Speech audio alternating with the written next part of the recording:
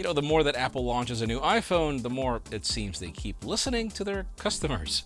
Because yes, we have new leaks that show that we can also expect different changes from the iPhone 14 series, and some actually make sense. If you thought that we were getting MacBooks at WWDC, we might not necessarily be in that much luck.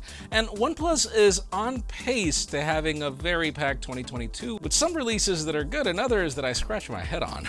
I'm Jaime Rivera, and fine, before you butcher me for my first statement, fine, I agree that the iPhone SE with such an old design is definitely not on the list. This is Pocketnow Daily.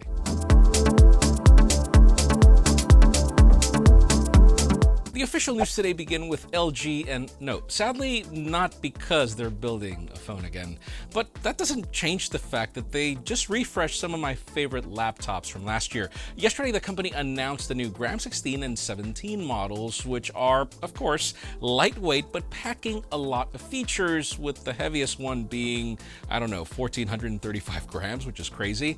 Now, one of the reasons why they have been my favorites is because LG is one of the few companies in this price range that gets the display right. Both of them have a 16:10 aspect ratio and roughly a 3K resolution, which last year was already crazy good. The Gram 16 is powered by the new 12th generation Intel Core i5, while the 17 goes up to the i7.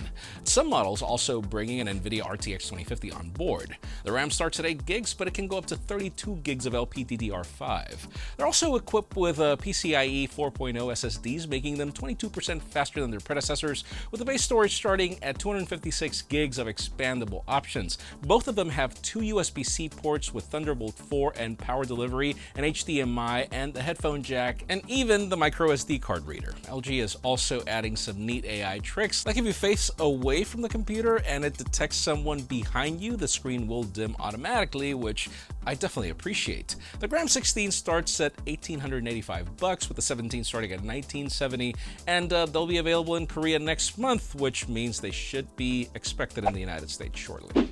Let's switch on to OnePlus and their roadmap for the rest of 2022 as, yes, 3 months have passed and the 10 Pro is still exclusive to China, but that might change soon. A new rumor claims that the 10 Pro might finally make it into international waters, debuting during the end of March, which has a little over a week left, but then things are pretty packed for the rest of the year, sort of. Apparently, we could be getting a light version of the Nord CE2 next month, along with the Nord 2T, which could also happen at the beginning of May. And speaking of May, the 10R may also be getting announced in May. And then moving on to the summer, we can reportedly expect the Nord 3, which might get rebranded to the Nord Pro now that we have a lot of additions to the lineup.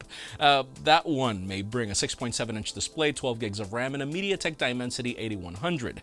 Another interesting feature would be that it could also be the first device to bring Oppo's 150-watt super fast charging, or Super VOOC, like Oppo teased at MWC.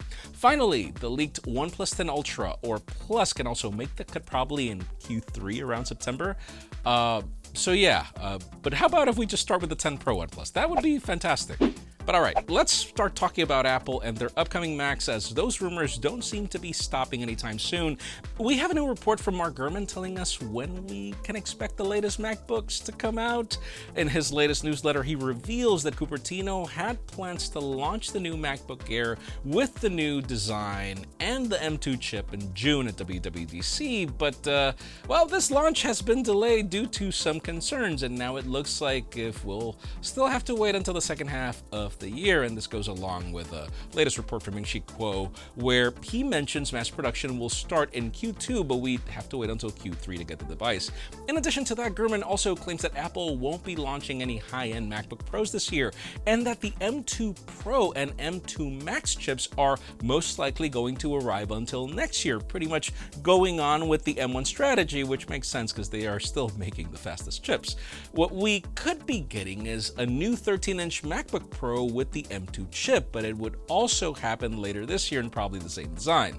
So by the looks of it, Apple is looking to repeat the staggered launch with the M1 series, but the question is if you would like to go with another WWDC without hardware, because at this point I'm kind of used to it. It's pretty much the thing most of the time.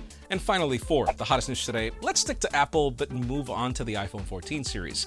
Over the past week, we've been covering CAD renders for the 14 and the 14 Pro, but now we have some leaked schematics that shed more details on both of the Pro models. These new images come from Max Weinbach, showing that we might be getting more changes than we thought. Yes, the design overall remains the same from the one we saw with the punch hole island and the same camera bump, at least when it comes to the design. And when it comes to the Pro Max, it'll be 77.58 millimeters in width, which is actually slightly less than the 13 Pro Max, thankfully, and the hair shorter at 160.7 millimeters. And when it comes to the smaller variant, it's almost identical to the 13 Pro with some very, and I mean very slight differences in every category. However, those schematics show that both of these will end up getting considerably thicker than their predecessors because we're getting larger camera bumps, and I hope that's not just it. Yes, I thought that they were gonna go flush too, but honestly, if that means a better battery, I don't care. We also got another tweet from a tipster called Sam where he mentions that the 14 will bring a 6.06-inch display, while the Max is getting a 6.68-inch panel, both flexible OLEDs running the A15 Bionic and 6 GB of RAM, and then the Pro models are getting the same display sizes, but with an LTPO panel, the A16 Bionic, and 6 GB of RAM. For today's question, let us know, would you mind a thicker iPhone yet again? Because honestly, for me, it makes so much sense, so long as it's because we're getting more batteries, larger batteries, because sadly that technology has not evolved much. You still need larger batteries if you want more endurance, unless the chips do the job, but then the chips haven't really proven to do that much of a great job for everything. At least not everything, but that's just me. Leave us a comment down below. We'd love to know your opinion. Friends, again, if you want to get the news earlier, follow us on Pocketnow.com and subscribe to our channel for more videos like this one. You can also follow us on social medias. Our extended coverage happens on Instagram, and follow me on my personal handles to see me provide good and bad statements. Please give this video a thumbs up if you like what you saw. I'm Jaime Rivera. Thanks so much for watching. We'll see you tomorrow.